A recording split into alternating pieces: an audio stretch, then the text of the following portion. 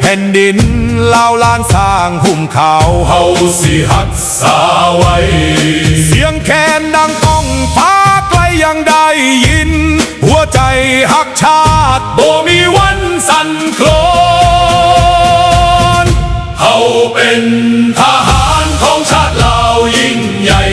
ป้องกันแผ่นดินนี้ด้วยชีวิตและใจล้านสร้างห่มขาวสิอยู่คู่เฮาไปรวมพลังเอาไว้เพื่อชาติลาวเฮืองโร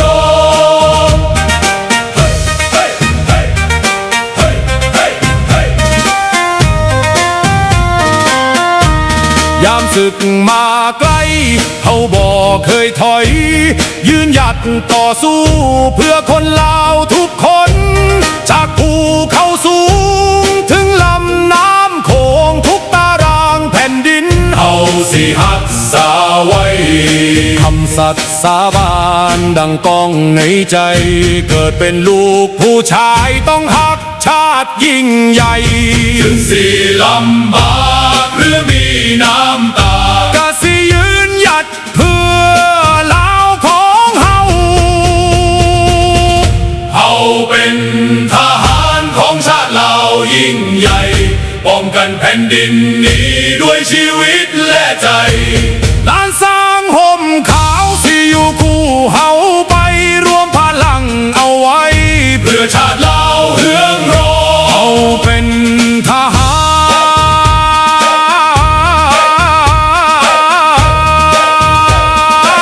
รของชาติลาวยิ่งใหญ่ป้องกันแผ่นดินนี้ด้วยชีวิตและใจ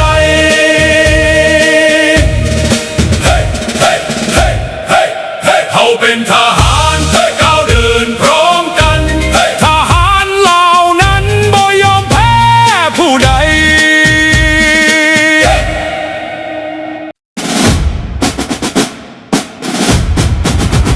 ศาสตร์เราตั้งแต่เดินมาขึ้นชื่อลือชาอยู่ในอาเซียนศาสตร์เราผูกพันไมตรีหวังสามัคคีหักพ้องกันหักศาสตร์หักประเทศเขาหักเจ้าปกเกตเกษาหักศาสตร์หักศาสตร์สมาแต่บุหารมาหักษาดินแดนบ่ให้ศาสตร์ไทยมาล้วนฮาวีอบอุ่นญาติแย่งสิ่งเอาให้คืนเข้ามาลู่วุ่นวายสู้จนตัวตายต้านทานศัตรูสวยเสพสู้เลือดเนื้อเสียเมาฟื้นฟูผู้เฮาบรรเทาทุกข์กันหักศาสตร์หักศาสนาแต่บุหารมาหักษาดินแดน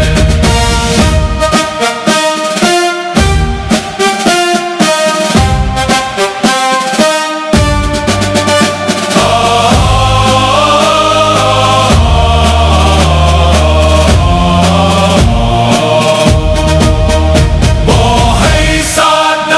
มาล้วนฮาวีลบกวนญาติแย่งสิ่งเอาให้คืนเข้ามาลู่วุ่นวายสู้จนตัวตายต้านทานศัตรูสวยเสพสู้เลือดเนื้อเสือเผาฟื้นฟูผู้เอาบรรเทาทุกข์กันสวยเสพสู้เลือดเนื้อเสือเผา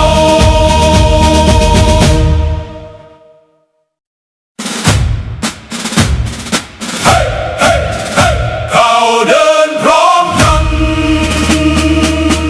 เสียงกลองดังสนั่นแผ่นดินลาวเรียกหา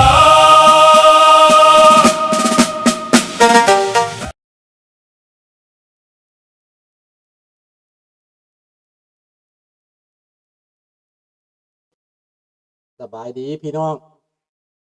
ลูกหลานคนลาวคนไทยอยู่ไสก็แล้วแต่ที่รักหอมเสรีภาพและประชาธิปไตยทุกท่านพี่น้อง ยินดีต้อนรับทุกท่านเข้าสู่รายการเสียงภาษาลาว Voice of the Lao People Welcome to everyone Bienvenue à toutes et à tous สวัสดีครับสบายดีพี่น้องก็รู้สึกว่าอ่อนเพลียน้อยหนึงเนาะไปออกแห่งงานอนามัยทำความสะอาดมากเป็นเวียกใหญ่พี่น้องจับขางปูพื้นเฮ็ดห้องน้ำยังบ่แล้วยังมีนัดกันอีกวันคานไปฟินาลไปไฟโนไปสั่นไปจบวันคานแต่จะแล้วหรือบ่แต่ว่าก็จะหลายแล้วจะใกล้จะแล้วละวันคานที่เวียกใหญ่ที่สุดเป็นเวียกมากกับอนามัยแต่ว่าได้กระทำบุญก้อนใหญ่ไปแล้วพี่น้องเนาะเอาบุญนำกันเด้ออนุโมทนาสาธุนำกันเด้อพี่น้องเด้อข้าพเจ้าได้ไปเฮ็ดไปบุกไปเบิกว่าสั่นไปครูบาอาจารย์ก็ดีอกดีใจ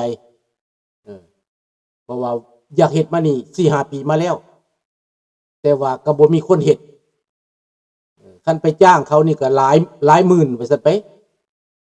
ก็ไปจ้างเขานี่อย่างน้อย 30,000 พี่น้องเขาจังเฮ็ด2-30,000แล้วบ่มีไผเฮ็ดเวียกแบบนั้นเนาะดังนั้นจังว่าตัดสินใจซะว่ายังเมื่อมีเหือมีแห้งเฮ็ดเขายังเฮ็ดได้เขาก็เฮ็ดอุทิศให้วัดให้สังคมเฮาดีก่อนเนาะที่เหือแห้งเฮามีอันนี้ข่าวพี่น้องทราบพวกข้าพเจ้าจะพากันเพจมีแต่พวกผู้เฒ่าไปนำกันผู้เฒ่า 3-4 คนนี่แหละผู้เฒ่า70-80ขึ้นเมื่อเบิดแล้วไปเฮ็ดนี่นะพวกเฮ็ดบ่ได้ก็หมายว่าเก็บขี้เหงื่อขี้หยังซอยทั้งนอกก็แปลว่าได้กุศลนํกันเฮ็ดหยังก็ได้กุศลนํกันเบิดเนาะอนุโมทนาสาธุเด้อพี่น้องเด้ออันนี้มาข่าวแต่วันคานนี่ก็จะได้ขอขาดอีกเทื่อนึง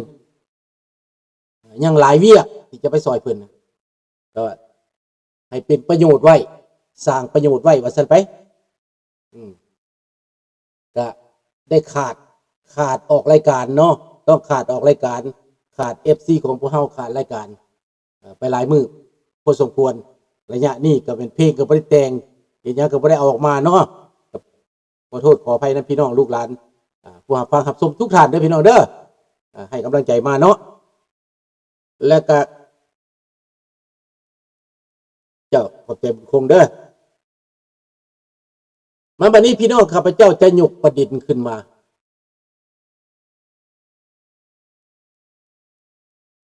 แม่นแหละยังโอเคอยู่ แต่ว่ากับเมื่อยเมื่อคืนนี่มาฮอดข้าวก็บ่กินเลยกินแต่ปิ้งบาร์บีคิวกันแต่เว้นพุ่นแหละค่ำมาแล้วก็อาบน้ำนอนเลยบ่กินเลยเมื่อยถือว่าเพลีย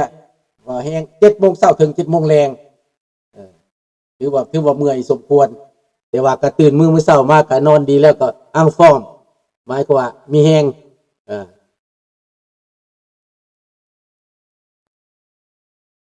แม่นแล้วดังนั้นก็ขอโทษขออภัยน้องหลายเด้อวันคานยังจะไปอีกพัก 3-4 มื้อแล้วก็วันคานไปนัดกันวันคานไปไฟโนเพราะว่าเรื่องมั่งมันยากหลายมั่งนะมันมีสายไฟมันมีขี้ฝุ่นมันมีหลายอย่างต้องใส่มัด2สั้นต้องใส่เสื้อต้องใส่อย่างดีนั่นก็บ่แม่นง่ายเนาะบ่แม่นง่ายแล้วนั่นก็ได้เฮ็ดสำเร็จไปแล้วพี่น้องสำเร็จไปเรื่องมากนะสำเร็จแล้วบัดนี้จะต้องนายสร้างมาเดินสายไฟบัดนี้มีแต่จะใส่อันนั้นชั่วคราวซื่อๆใส่ไฟ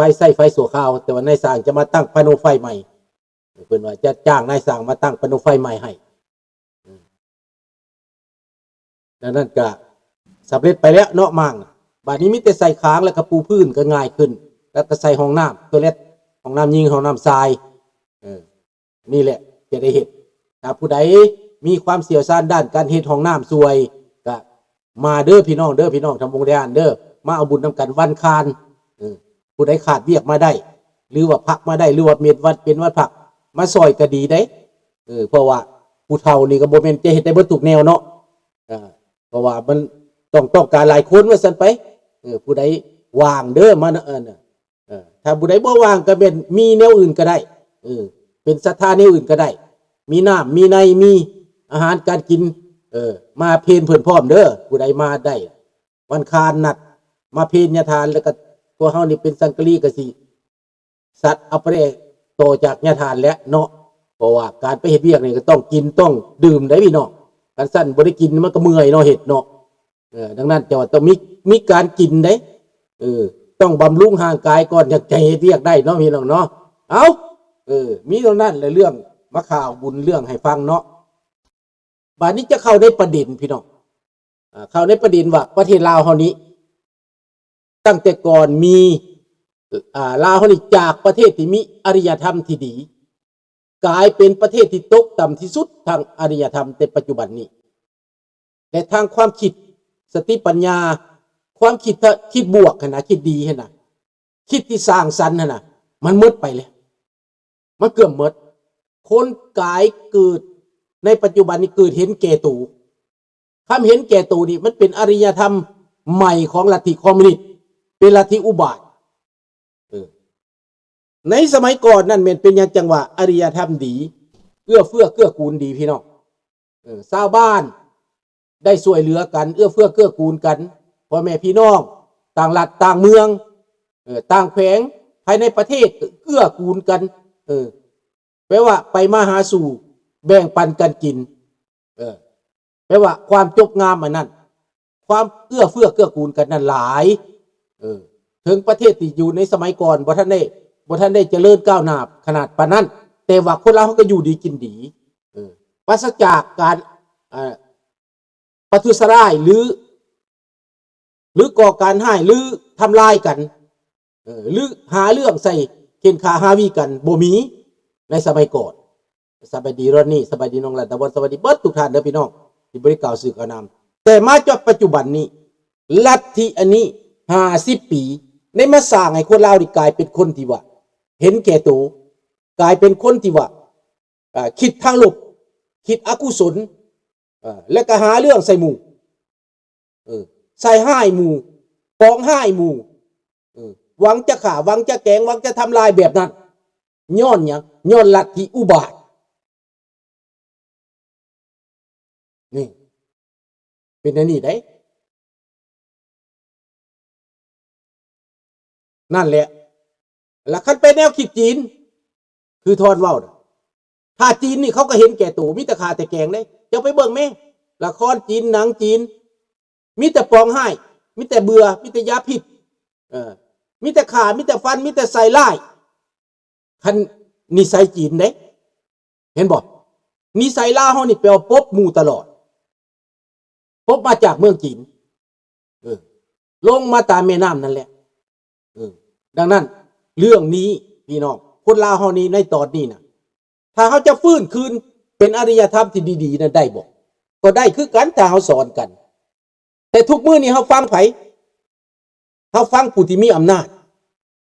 ภาครัฐมันมีอำนาจมันสอนคนให้คิดบ่ดีมันล้างสมองคนขนาดอยู่ลาวนอกพี่น่ะมันก็ยังคิดบ่ดี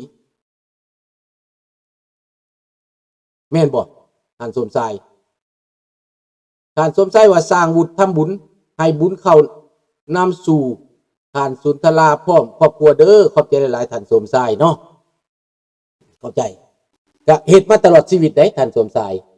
อุทิศมาตลอดชีวิตเป็นผู้ริเริ่มเป็นคนคณะริเริ่มแต่เริ่มต้นก็เป็นข้าพเจ้านี้มาตกเมืองนอกนี่มาริเริ่มในวัดอันนี้ดังนั้นข้าพเจ้าฝากชีวิตจิตใจไว้ในวัดอันนี้ตั้งแต่ขึ้นมาจะมีเรื่องก็ตามบ่มีเรื่องก็อย่าข้าพเจ้าจะอยู่นั่นปกป้องมาตลอดก็คือว่าบุญนำส่งนั่นแหละบุญซอยสู้นั่นแหละจังรอดพ้นมาได้